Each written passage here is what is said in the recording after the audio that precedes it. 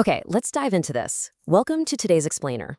It's so easy to look at global news and feel like, well, it's a whole world away, right? Like it's totally disconnected from your morning coffee, your commute, or your career plans. But today, we're looking at the events of May 5th, 2026, and showing you exactly how these massive, sweeping geopolitical shifts create a direct ripple effect right into your daily life. We've got a lot of fascinating ground to cover, from international military escalations to literally the cost of your groceries and even the college degree you might be choosing.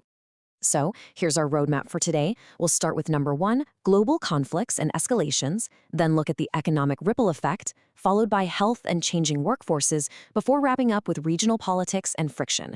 From macro to micro, let's get into it. Section 1. Global conflicts and escalations. Because right now, the geopolitical landscape is vibrating with some really serious fault lines. Over in the Middle East, a really significant escalation has just unfolded.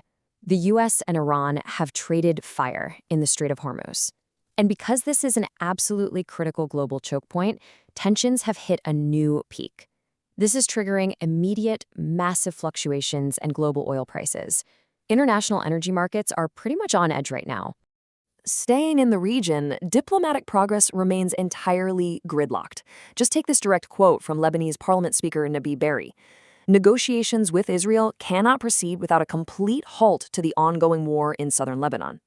That lays it out perfectly. It clearly outlines a strict, non-negotiable condition for any ceasefire talks, illustrating exactly where the diplomatic lines are currently drawn. Moving to Eastern Europe, check out the stark visual contrast between these competing timelines here.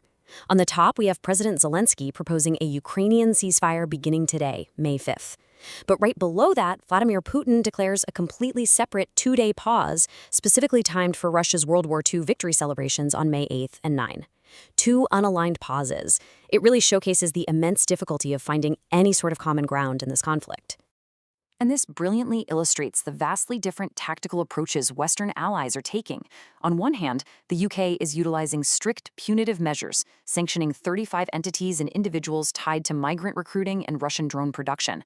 Meanwhile, the European Union is going the collaborative route, launching a brand new EU-Ukraine drone alliance to build an innovative defense ecosystem. So it's punishment versus innovation. Section 2, the economic ripple effect. Let's look at how these global financial shocks actually play out. Here is exactly how a headline halfway across the world empties your wallet. It's like a giant domino effect. Step 1, conflict in Iran and the Strait of Hormuz. Step 2, boom, fuel and fertilizer costs spike. Step 3, that puts extreme financial pressure on the agricultural sector, which leads directly to Step 4, increased consumer food prices for you. When the strait gets tense, your grocery bill goes up. It really is that connected. Global trade is a constant game of give and take. Right now, the U.S. is heavily shifting its economic policy, tightening severe sanctions on the Iran-China oil trade. Yet at the exact same time, they are removing tariffs on Scotch whiskey to smooth things over with the UK after King Charles III's visit. So they're tightening the screws on oil while literally pouring a glass for allies. 400 billion euros. Just take a second to process the sheer scale of that number. The EU's Next Generation EU Recovery Plan just hit this staggering milestone in total payments, following brand new disbursements to Germany and Slovakia. That is an astronomical level of central economic stimulation, and it's aimed at fortifying the European economy against the very shocks we've been discussing. But how do we even measure if an economy is surviving these shocks? For decades, traditional GDP has been the absolute gold standard, but a radical shift is coming. The UN Secretary General's high-level expert group is preparing to unveil a Beyond GDP dashboard. Instead of just tracking money, international bodies want to measure real societal progress, health, the environment, well-being. It's essentially a fundamental rewrite of what success actually looks like on a national scale. Section 3, health and changing workforces. This is where we bring those changing realities right down to the human level. So the crucial point is, a staggering 70% of college students now view artificial intelligence as a primary threat to their future job prospects. Just let that sink in for a moment. The vast majority of the young workforce entering the economy is fundamentally terrified that a technology they grew up alongside will render their hard-earned degrees obsolete on day one. And that fear, it's causing a massive real-world pivot. Students are actively fleeing rote, process-oriented fields, and they're hunting for AI-proof majors. They are flooding into disciplines requiring high emotional intelligence, complex human-physical interaction, and nuanced judgment. The fear of AI is actively rewiring the educational trajectory of an entire generation. It's wild. Shifting to our physical realities, we're seeing some major pushes for bodily health today. Globally, the push is really for survival. World Asthma Day is urgently demanding universal access to anti-inflammatory inhalers to stop preventable deaths. Domestically, the U.S. is focusing on societal health, designating this month for National Physical Fitness with a unique focus on youth sports and restoring integrity in competitive athletics. So from basic survival all the way to community values, physical health is front and center.